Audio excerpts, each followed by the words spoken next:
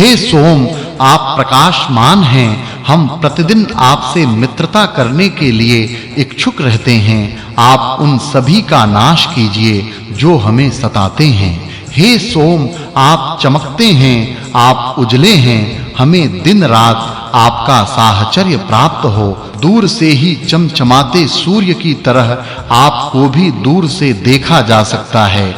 आप पक्षियों की भांति गतिशील हैं। हे सोम, ब्राह्मण बुद्धि पूर्वक की गई प्रार्थनाओं से आपकी उपासना करते हैं। आप पवित्र हैं, आप विलक्षण हैं, आप सर्वदृष्टा हैं। सोमरस अरुण गुलाबी आभा वाला है। सोमरस इंद्र के लिए द्रोण कलश में स्थापित किया जा रहा है। सोमरस इंद्र को बलवान बनाता है।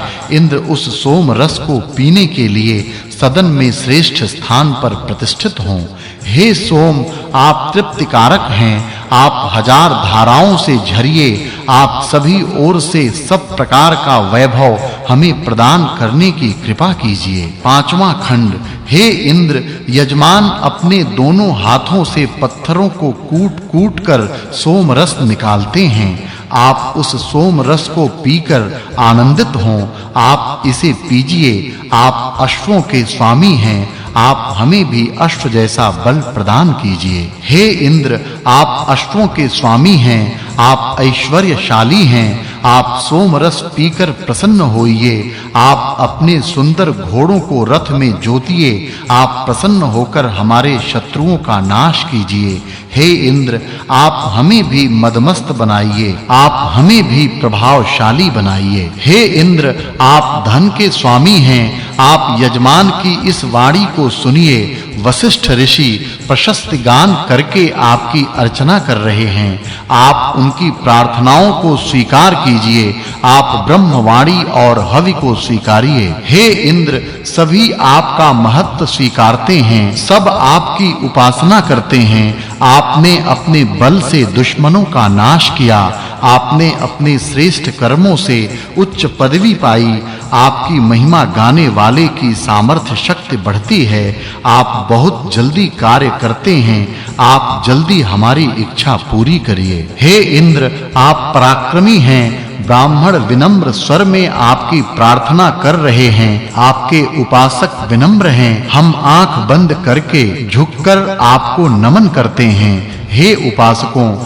आप किसी से ईर्ष्या द्रोह मत कीजिए। आप कानों को सुहावनी लगने वाली प्रार्थनाएं इंद्र के लिए गाइए। हे इंद्र, आप संकल्पशील हैं। आप सोमरस पीने वाले हैं। आप बलवान हैं। आप ऐश्वर्यशाली हैं। आप यजमान को भी महिमावान बनाने के इच्छुक हैं। यजमान इंद्र की विधिवत उपासना करते हैं। इंद्र राजा हैं। वे अपने रथ से तेज गति से प्रस्थान करते हैं। वे वित्रहंता हैं। वे यजमानों के विश्वास की रक्षा करते हैं। ज्येष्ठ हैं। हम उनका गुणगान करते हैं। हे यजमानों, इंद्र वज्रधारी हैं। इंद्र देखने में सुंदर हैं। इंद्र सूर्य जैसे तेजस्वी हैं। इंद्र में द्विधा दोहरी शक्ति है। इंद्र देवों की रक्षा करते हैं। इंद्र राक्षसों का नाश करते हैं। इंद्र हमें संरक्षण प्रदान करते हैं। हम सभी को इंद्र की उपासना करनी चाहिए। छठा खंड। हे सोम, आप प्रिय हैं। आप कवि हैं। आप हितकारी हैं। आप लकड़ी की वेदी पर प्रतिष्ठित हैं। आप दीर्घायु दाता हैं। यज्ञ में आपका दिव्य रस अध्वर्यु पुरोहित की कृपा से प्राप्त होता है। हे सोम, आप सुपुत्र हैं। पृथ्वी आपकी माता है। अंतरिक्ष आपके पिता हैं। आप अपने माता-पिता को सुशोभित करते हैं। आप ऋत सत्य से बढ़ोतरी पाते हैं। हे सोम, आप उपासना के योग्य हैं। यजमान आपकी स्थिरता का प्रयास करते हैं। जो मनुष्य द्वेष रहित हैं और जो आपका गुणगान करते हैं, उनको आप पोषक आहार के रूप में प्राप्त होते हैं। हे सोम, आप दिव्य हैं। आप पवित्र हैं। आप उत्तम हैं। आपकी अमरता की घोषणा करते हुए यजमान उपासना करते हैं। हे सूर्य, आपकी किरणें नई हैं। सोम रस भी नए कामों में लगाते हैं, जिससे सोम से ब्राह्मण गण प्रचुर धन पाते हैं। जिससे यजमानों को अन्न मिलता है। सोम अच्छे मन वाले हैं। सोम सुंदर से देवों को भी अमृत प्राप्त होता है। हे सोम, आप पवित्र हैं, आप लहरदार हैं, आप अग्रगामी हैं। यजमान वाणी से आपको और पवित्र बनाते हैं। आप दौड़ते और आवाज करते हुए द्रोण कलश में जाते हैं।